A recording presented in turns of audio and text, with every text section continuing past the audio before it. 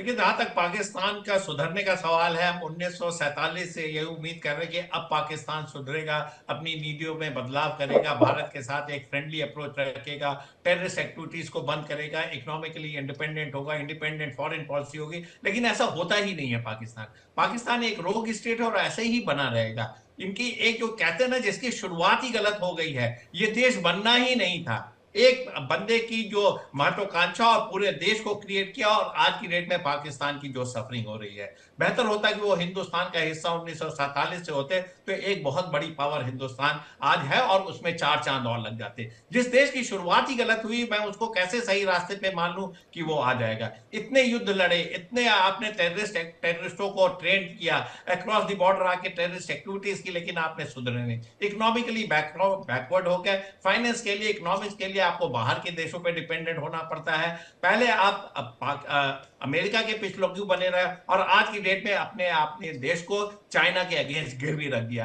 गिरवी इसलिए रख दिया कि $60 बिलियन का देखिए चाइना का इन्वेस्टमेंट है सी पैक पे, और पूरी पूरी रोड उन्होंने एक बहुत बड़ा इंफ्रास्ट्रक्चर आपके देश में खड़ा कर दिया। अब वो उसकी कीमत वसूलेगा। पाकिस्तान अगर ये चाहता है कि अगर वो चाइना को दरकिनार करे या उसके इंटरनल मैटर में इंटरफेयर ना करे, तो ऐसा हो नहीं सकता, मुमकिन नहीं हो सकता।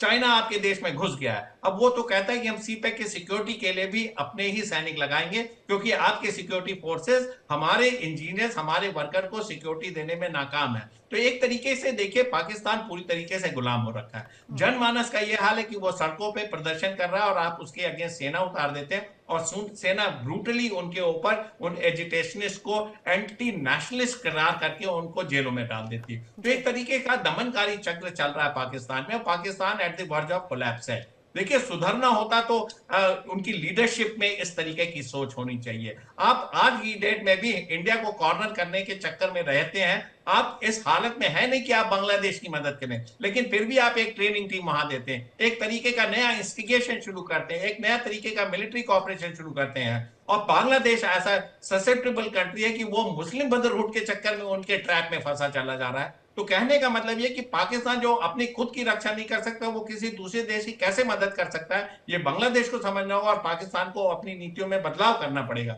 लेकिन ऐसा होता नहीं दिख रहा है। हम्म। लिहाजा मेरा मानना है कि आप उनको टूटने दीजिए, वो जी। खुद बिखर जाएंगे। जिनकी हम्म। पॉलिसी स्ट्रांग नहीं होते, जिनका बेस स्ट्रांग नहीं होता, वो आगे आने वाले समय में खुद टूट जाते हैं, और पाकिस्तान इसी की हालत में है। देख लीजिए, वहां के शहबाज शरीफ का एज ए प्राइम मिनिस्टर आप हैं, आपने कहा, आपके कितने वक्तव्य आते हैं, आपके एडमिनिस्ट्रेशन ने क्या पहल है, आपने अफगानिस्तान को पे एयर स्ट्राइक की, तो आप उसके लिए क्या आगे करने जा रहे हैं? क्या आपको पीस की बात नहीं करनी चाहिए थी? क्या आपके दौरे नहीं होने चाहिए अफगानिस्तान में? आपका मित्र देश था, आप उससे बैठ के सुलह नहीं कर सकते थे? आप ऐसी कोई बात नहीं कर रहे हैं। इसका मतलब ये कि आपकी चल नहीं रही है, आपको बोलने नहीं दिया जा रहा है, क्योंकि आप भी पॉलिटिकल लीडर हैं, आप सेना के अध्यक्ष नहीं है जो आप इस तरीके की बातें करें। तो आपका पॉलिटिकल स्टैंड कहां है? आपकी पॉलिटिकल अलाइनिंग कहां है? आप चुप हैं। इसी तरीके से पंजाब के चीफ मिनिस्टर देख लीजिए, आपने अपने पार्टी का चीफ मिनिस्टर बना रखा, वो उसी में खुशियां मना रहे हैं। लेकिन हम्म। बाकी प्रांतों का क्या हाल है? खैबर पख्तूनख्वा के चीफ मिनिस्टर कहता है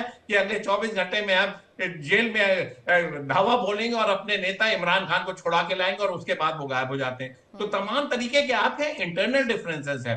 पॉलिसी आपको चेंज करना पड़ेगा। कोई भी लीडरशिप है, चाहे शहबाज शरीफ हो, चाहे इमरान खान हो, हम्म। उन जब भी सत्ता में आते हैं, आप एक डिफरेंट पर्सपेक्टिव रखिए। हम्म। थोड़ी समझ इमरान खान में आई थी जब वो सत्ता से बेदखल हुए, तब उन्होंने हिंदुस्तान का प्रेस करना शुरू हुआ। लेकिन वही इमरान खान जब सत्ता में थे, 2 साल तक वो एंटी इंडिया बातें करते रहे। वो भी अलकायदा और तालिबान के जो लड़ाके हैं, टीटीपी के कहने पे हिंदुस्तान के अगेंस्ट आप टेररिस्ट एक्टिविटी चला रहे थे। हम्म। तो मैं तो बहुत उम्मीद नहीं रखता हूं पाकिस्तान से किसी इंप्रूवमेंट की। लेकिन हो सकता है आज तक जो बात नहीं हुई, आगे आने वाले दिनों में हो। लेकिन हम्म। पूरी की पूरी नस्ल ही खराब है, वहां की पॉलिटिकल लीडरशिप भी स्पॉइल हो रखी है। वो जी। सोचते हैं कि एंटी इंडिया बात करके वो इलेक्शन जीत लेंगे, एंटी हम्म। इंडिया बात करके वो मिडिल ईस्ट से एड्स ले आएंगे, एंटी इंडिया बात करके आप चाइना को अपने देश में तमाम तरीके की सुविधाएं प्रदान करेंगे। लेकिन आप भूल जाते हैं कि हिंदुस्तान का एक बहुत बड़ा स्टैंड है वर्ल्ड में। हम्म। पूरे विश्व बंधुत्व की बात करते हैं, और हमारी क्रेडिबिलिटी है।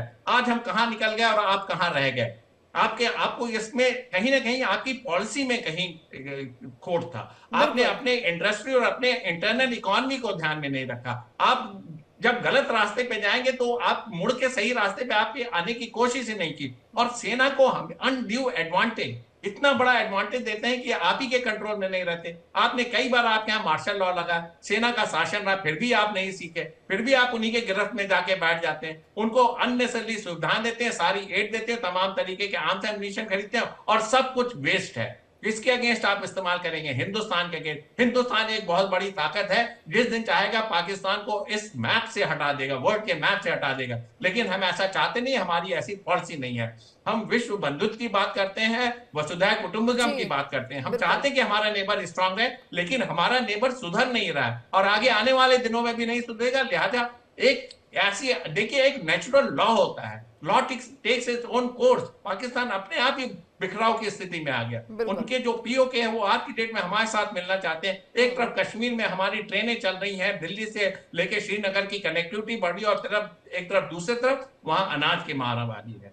वहां पे पावर क्राइसिस है, वहां भुखमरी है, वहां पे इन्फ्लेशन है। देख लीजिए कितना प्राइस डिफरेंस है, कि डेवलपमेंट में कितना ज्यादा डिफरेंसेस आ रहे हैं। तो इतना होने के बाद भी नफरत की जो आग है वो अभी भी धधक रही है तिवारी सर, और शायद ये नफरत की आग भारत के प्रति कभी खत्म नहीं होगी अगर जब तक कि आर्मी पाकिस्तान को कंट्रोल करती रहेगी। दूसरी बात यह कि पाकिस्तान भरोसे के लायक नहीं है। अफगानिस्तान पर ही अगर देखिए स्ट्राइक की जाती है तो आप समझ सकते हैं कि आखिर किसका सगा पाकिस्तान होगा, क्योंकि यहाँ पर तो हमने देखा तालिबान को हमेशा सपोर्ट किया, लेकिन अब उन्हीं के एंटी दिख रहा है जिस तरह से स्ट्राइक की गई है। लेकिन अब टीटीपी इनके लिए खतरा है।